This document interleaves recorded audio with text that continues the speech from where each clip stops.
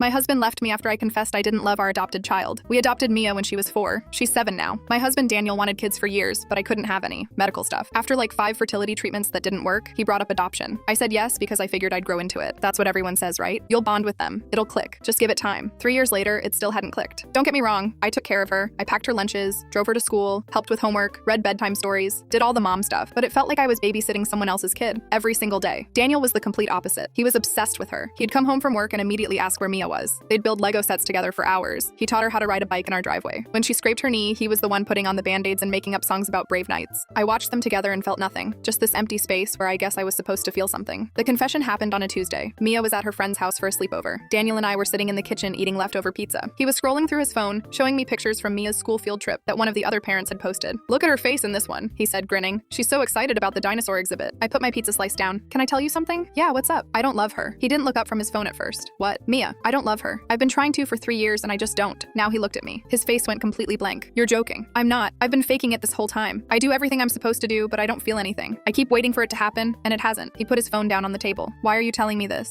"Because I'm tired. I'm tired of pretending. I thought maybe if I said it out loud we could figure something out." "Figure what out?" "How to fix the fact that you don't love our daughter?" "She's not my daughter. That's the problem. She's yours. I see how you are with her and I'm not like that. I don't know how to be like that." Daniel stood up. He grabbed his keys off the counter. "Where are you going?" I asked. "I need to not be here right now." He left. I heard his car start in the driveway and then pull out. I finished my pizza slice and cleaned up the kitchen. When I went to bed, his side was empty. He came back the next morning while I was making coffee. He didn't say anything, just went upstairs and started packing a bag. I stood in the doorway of our bedroom watching him throw clothes into a duffel. "Daniel, I'm staying at my brother's place." "For how long?" "I don't know. I need to think." "About what?" He stopped packing and looked at me. "About whether I can be married to someone who doesn't love my kid." "Our kid," I said, but it sounded wrong even as I said it. "No, you just made it clear she's not yours." He zipped up the bag and walked past me down the stairs. I followed him to the front door. "What about Mia? What are we going to tell her?" "I'll pick her up from school today. She'll stay with me at my brother's. I'll figure out what to tell her." "You're taking her?" "Yeah, I am." He opened the door and left. I stood there looking at the empty driveway for probably 10 minutes before I went back inside. That was 6 weeks ago. He filed for divorce 3 weeks after he moved out. We did the paperwork through lawyers. He wants full custody. I didn't fight it. I saw Mia once since then. Daniel brought her by to pick up some of her toys she'd forgotten. She ran straight to her room without looking at me. Daniel stood in the doorway the whole time, arms crossed. When Mia came back down with a stuffed elephant, she hugged it to her chest and asked Daniel if they could leave. "Yeah, we can go," he said. Mia walked out first. Daniel looked at me for a second before following her. No words, just that look. The divorce should be finalized in about 2 months. Daniel's keeping the house since Mia's school is nearby. I'm moving into an apartment across town. My lawyer said I'll probably have to pay child support, which is whatever. I already transferred the first payment last week. My mom called yesterday asking what happened. Daniel's mom must have told her. I gave her the short version. We're getting divorced. He has Mia. I'm moving out. "But why?" she kept asking. "You two seemed fine." "We weren't fine." "Did he cheat? Did you cheat?" "No, nothing like that." "Then what happened?" I almost told her the truth but stopped myself. Instead, I said, "We just wanted different things." She didn't buy it but eventually dropped it. I'm supposed to have supervised visitation rights once a month after the divorce.